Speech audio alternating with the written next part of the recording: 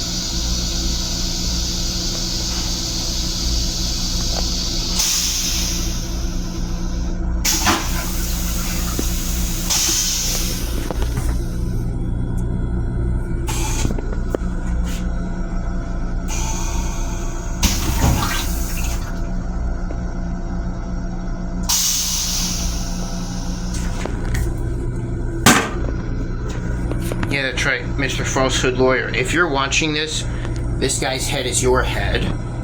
Because you fucking suck. Now get over it. And accept the fate.